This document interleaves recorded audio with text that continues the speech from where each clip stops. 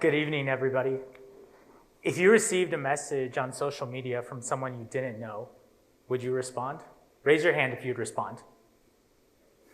Raise your hand if you would not respond. The majority would not respond. This is a story about how I responded, and it changed my life. In 2017, I just finished college. I'd started a new job, and a coworker recommended a movie to me. The movie is called Lion. One Friday night, my wife and I, we sat down on the couch, decided to pop it in and give it a try. A quick synopsis of the film. Lion is about a boy named Saru, who's 5 years old, who lives in India. One night, he goes to work with his older brother, but he falls asleep on a train and he ends up in Calcutta. After a short time in an orphanage, he's adopted by an Australian family. And when Saru's in college, he begins his quest to find his biological family. He pieces together memories that he had, and with an obsessive amount of Google searches, he found the train station where he fell asleep that night. And the movie ends with him meeting his biological mother face to face back in that village where he spent the first 5 years of his life. At this moment, I am bawling hysterically. My wife asked me if I'm okay. I can't even give her an answer. She asked me, "Do you want to find your biological family?" I say, "No, yes, I don't know." That moment, 29 years of intense emotion, wanting to feel loved, wanting to feel accepted, wanting to find my family, are all very present. And I could no longer lie to myself because Lion made me realize that there was a hole in my life. A few years later, my dad came out for a visit after our oldest child was born. When we were in the car having a casual conversation, he mentioned the last name of my biological mother that I had never heard before. I only knew very limited information about her, and I didn't bring any attention to this new information. I just slipped it in my back pocket and hoped it would be useful. It was very useful. I ended up embarking on my own obsessive amount of Google searches, looking for anything and everything that I could find. And I found two things. I found a testimony from a court case about the overcrowding and poor conditions of the jail that she was in at the time. And I found a notice of her memorial service in 2007. At this time, I'm feeling defeated, destroyed. All those insecure thoughts and wanting to be loved and wanting to belong and that closure that I was looking for slipping out of my hands. As I was a shell of a person walking around, coming to terms with the fact that I would never get to meet my biological mother. A little bit later, I decided to do an ancestry DNA test after being inspired by a conversation with another adoptee. Ancestry DNA will tell you a lot of things. It will tell you about your ethnicity. It'll tell you about your heritage, but it will also tell you about matches that you have with people who share your DNA. I submitted my DNA, and I waited, and a few weeks later, I got my test results. This was great. I learned about my ethnicity. I learned about my heritage, but there was a match button. I wrestled with myself, internally struggling. Am I brave enough? Can I? Am I ready to push that button and view the matches? I don't know what it was, but I was nudged in that direction and I clicked the button. And I was matched with an older lady that Ancestry DNA said was my aunt. This is great. I found my aunt. So I thought about it and I thought about it. And I recrafted a message, and I'm standing there, and I'm typing, and I'm trying to figure out what I'm going to say because I just want to make this perfect. And I tackle those thoughts of insecurity and fear of rejection, and I hit send. I hit send at 12:04 a.m. because that is the ideal time to connect with a long-lost relative. I don't know how, but I went to sleep that night, and the next morning, woke up, I had a message back. This is wonderful. This is what I was looking for, except it wasn't. With my brief interaction with my aunt, she acknowledged the situation, who I am, and said it was nice to meet me, making it very clear that she didn't want anything to do with me. I go back to feeling destroyed, devastated.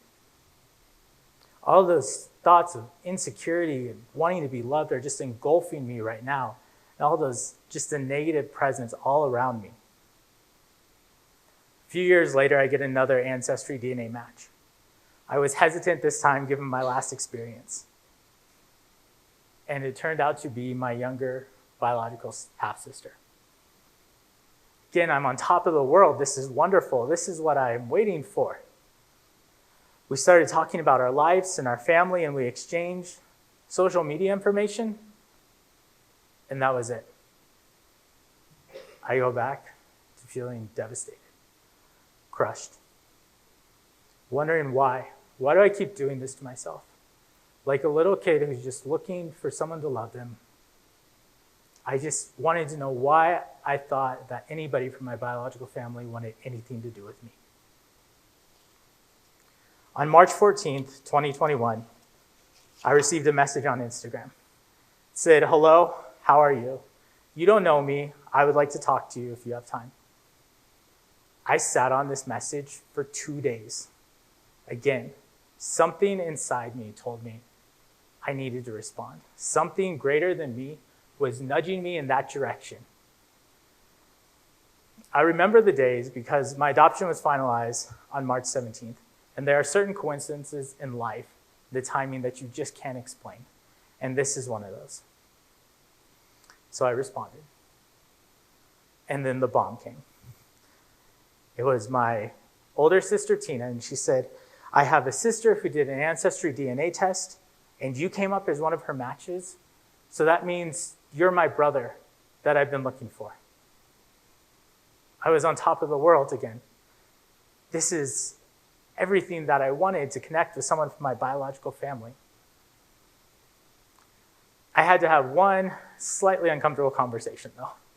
I needed to explain to my wife why I would escape to the basement and be on the phone for an hour every night.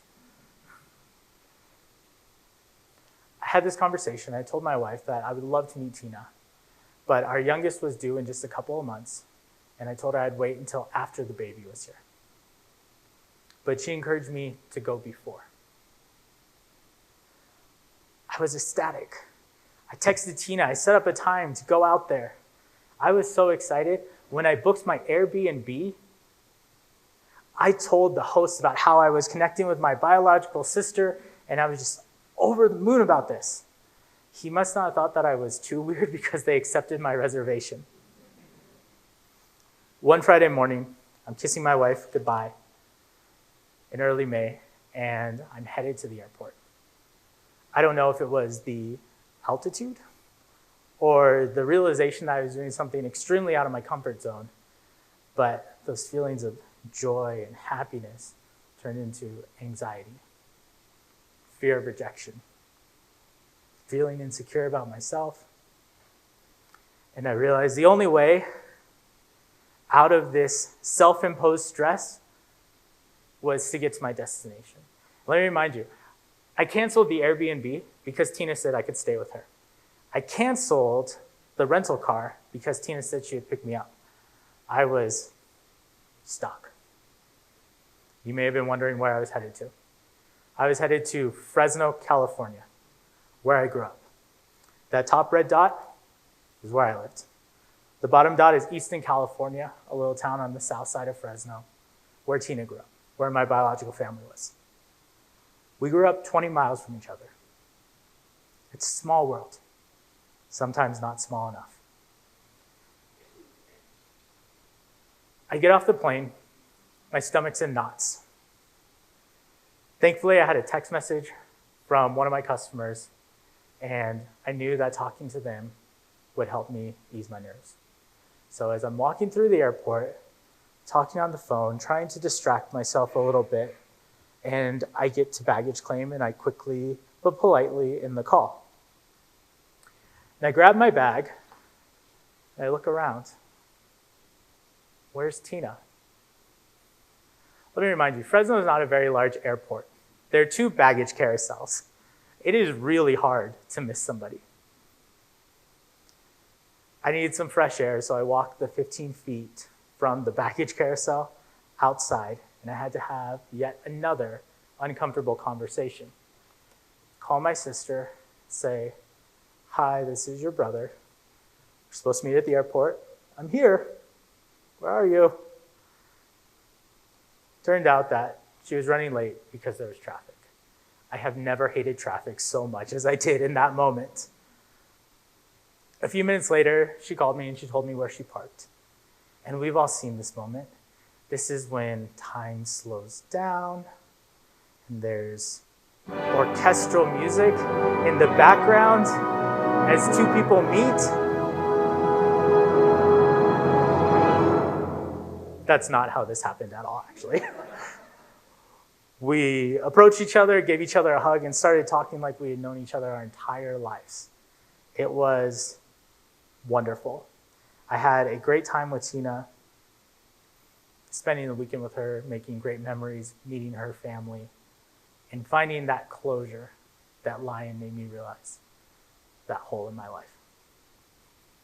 Tina and I were pretty certain that we were full siblings, but we wanted to be sure. So she took an ancestry DNA test. It turns out we're half siblings. The man that was my biological mom's partner at that time in her life is neither Tina's father nor mine. And now I'm on a quest to find who my biological dad is. There's a few things I want to share that I've learned from my experience. First, we accept the love we think we deserve. My entire life, I've struggled with understanding and truly feeling worthy of unconditional love. But meeting Tina changed that. It helped me find that closure. It helped me heal. And this change has made me a better husband and a better father. And my life changed because I listened to that prompting. I responded to that message. The second is that the mind is the most powerful force that we have in life. It was somebody's mind that decided to make an online genealogical database called Ancestry DNA. It was somebody's mind who decided to make a movie out of Saru's story and inspire tons of people in this world. It was my mind that helped me through the ups and downs of my journey. And it's the mind that dictates if you're the hero of your own story. Stories are powerful. Stories connect people. Stories can change your life, your community, your perspective. When given the opportunity, please don't be scared to share your story. And I sincerely thank you for listening to mine.